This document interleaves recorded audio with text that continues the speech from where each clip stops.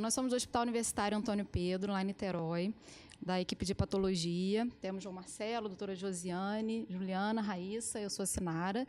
E hoje a gente vai trazer um caso clínico difícil que a gente teve lá no nosso serviço. Era um paciente jovem do sexo masculino que abriu o quadro da doença em novembro de 23, com 25 anos. E abriu quadro já grave, com ascite, hemorragia digestiva varicosa. Ele é do município de Itaboraí, então demorou um tempo para chegar lá no hospital, chegou só em maio de 24. Fazendo a anamnese desse paciente, a gente descobriu que ele já tinha um quadro de insônia, alteração de comportamento, semelhante a uma depressão, há mais ou menos 2 anos. Já estava em acompanhamento com psiquiatra e em uso de escitalopram. Nós continuamos, então, a pesquisa do paciente. E na própria anamnese, na conversa, focamos numa história familiar que, de relevante, tem um fator patológico da parte paterna, mas não soube ser dito por nenhum familiar, nem pelo próprio paciente, qual era a alteração. Tem um casamento consanguíneo, os avós eram primos. E continuamos nossa pesquisa agora de forma à procura de etiologia. Na etiologia, a gente tem um exame de imagem. É um fígado com bastante doença e também com uma hipertensão porta significativa. Nos exames complementares, solicitamos no nosso serviço marcadores hepáticos A, B e C negativos, uma cinética de ferro, FAM e IgG, todos normais.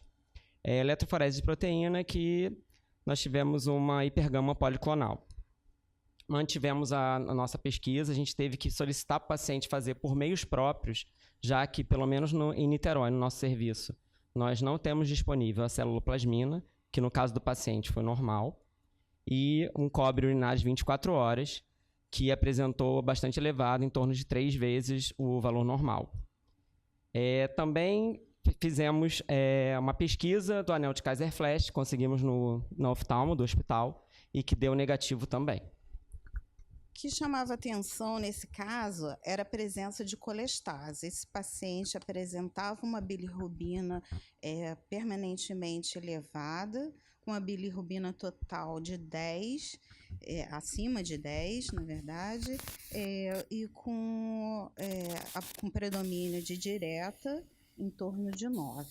As enzimas canaliculares também bastante elevadas, fosfatase alcalina em torno de mais de 5 vezes o valor de normalidade, a gama GT mais de 15 vezes o valor de normalidade. A ressonância magnética não apresentou nenhuma alteração de vias biliares, apresentando somente um fígado de aspecto cirrótico e bastante circulação colateral. Optamos, assim, por fazer a biópsia. Essa biópsia foi feita em novembro de 2024, uma biópsia bem